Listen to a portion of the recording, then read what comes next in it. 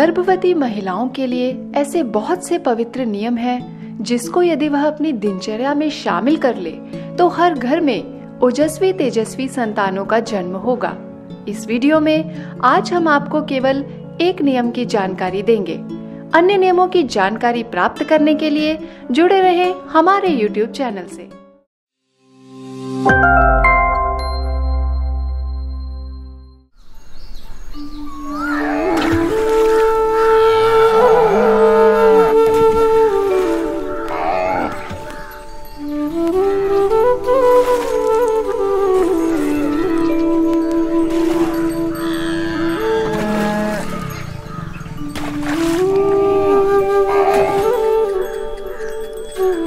गौ भक्त मनुष्य जिस जिस वस्तु की इच्छा करता है वह सब उसे प्राप्त होती है।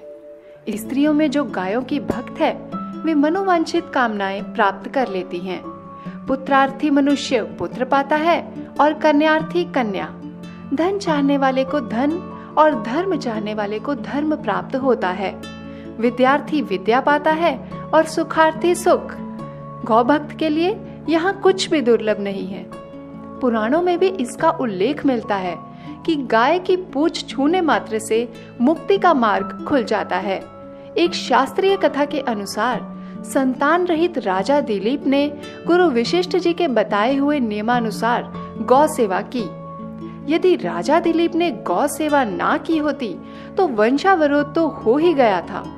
रघु के बाद अज के बाद दशरथ और दशरथ के 4 पुत्र श्री राम, लक्ष्मण, भरत और शत्रुघ्न हुए। गर्भवती महिलाएं गौ सेवा अवश्य करें। नित्य गौ दर्शन, गाय को सहलाना आपकी दिनचर्या का एक हिस्सा बना ले। ऐसा करने से आप भी भगवान श्री कृष्ण जैसी संतान को जन्म दे सकती हैं। देशी गाय की परिक्रमा, स्पर्श, पूजन आदि से शारीरिक, बौद्धिक, आर्थिक, आध्यात्मिक आदि कई प्रकार के लाभ होते हैं। पूज्य बापूजी अपने सत्संग में कहते हैं कि देशी गाय के शरीर से जो आभा निकलती है उसके प्रभाव से गाय की प्रदक्षिणा करने वाले की आभा में बहुत वृद्धि होती है। सामान्य व्यक्ति की आभा 3 फीट की होती है और जो जब ध्यान करता है उसकी आभा और भी बढ़ती जाती है। साथ ही गाय की प्रदक्षिणा करें तो आभा और सात्विक होती जाती है। यह बात आभा विशेषज्ञ के.एम. जैन ने यूनिवर्सल ऑरा स्कैनर यंत्र द्वारा प्रमाणित भी की है। उन्होंने बताया कि गाय की 9 परिक्रमा करने से अपने आभा मंडल का दायरा बढ़ जाता है। गाय के झरण में, गाय के गोबर में और गाय के शरीर में सूर्य केतु नाड़ी का इतना दिव्य प्रभाव है। जो मनुष्य के शरीर में सूर्य केतु नाड़ी नहीं है, वह सूर्य केतु नाड़ी सूर्य के विशेष किरणों गायों में शोषित होते हैं और गाय के रोम रोम से ऑक्सीजन निकलता है। गौ गोबर से और गौमूत्र से गाय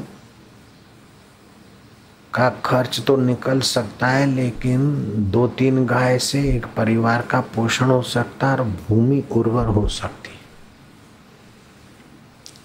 जैसे लोगों की किडनियां बिगड़ जाती है, लीवर बिगड़ जाती है, मोटापा हो जाता है, तो गोझरण 30 मिली दे दिया जाए, थोड़े दिनों में मोटापा, किडनी और दूसरी बहुत सारी बीमारियों से जान छूट जाती। जो लाखों रुपयों की दवाएं और ऑपरेशन करने के बाद भी लोग रोग मुक्त नहीं होते,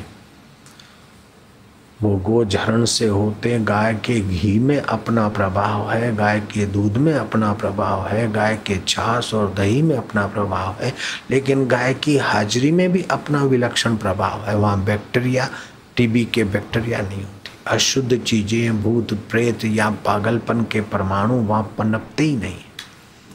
तो गांवों में गाय गौ पालन का उत्साह है और गौ पालकों को गाय के गोबर का अगरबत्ती बनाने की रीत, केचुआ खाद बनाने की रीत और गोझरण बनाने की रीत शास्त्रों में तो यहाँ तक लिखा है कि सुबह सुबह 5 तोला गोझरण पीने को मिल जाए, बदले में अशर्फी देनी पड़े तो दे डालना। गोझरण इतना स्वास्थ्य के लिए हितकारी है,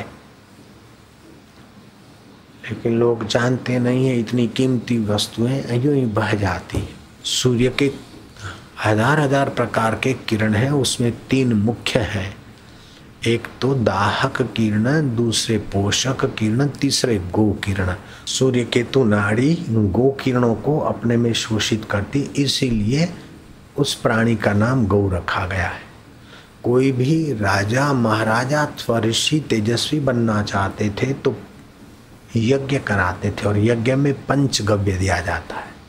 दुनिया की ऐसी कोई बीमारी नहीं जो पंचगव्य उस पर अपना दिव्य प्रभाव न डाले।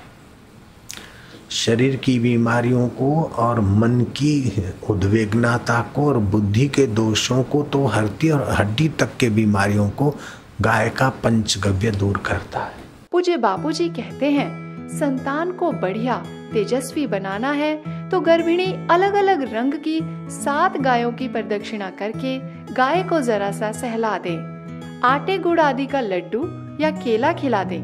इससे गर्भस्थ शिशु श्री कृष्ण के कुछ न कुछ दिव्य गुण लेकर पैदा होगा।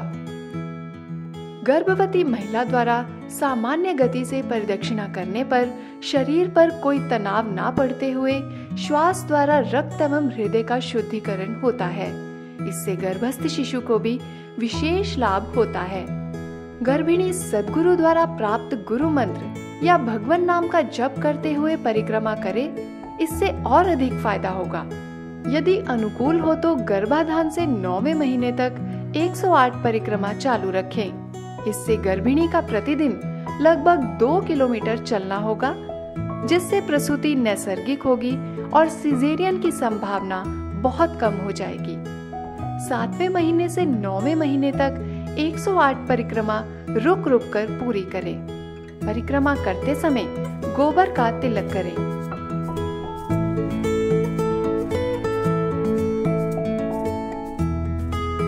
गोमय अर्थात गोबर का रस व गौमूत्र के मिश्रण में पांव भिगोकर परिक्रमा करने से शरीर को अधिक ऊर्जा मिलती है। सावधानी, परिक्रमा अपने और गाय के बीच सुरक्षित अंतर रखते हुए करें। यदि पेट दर्द आदि किसी भी प्रकार की तकलीफ हो तो परिक्रमा आश्रम के वैद्य की सलाह के अनुसार ही करें।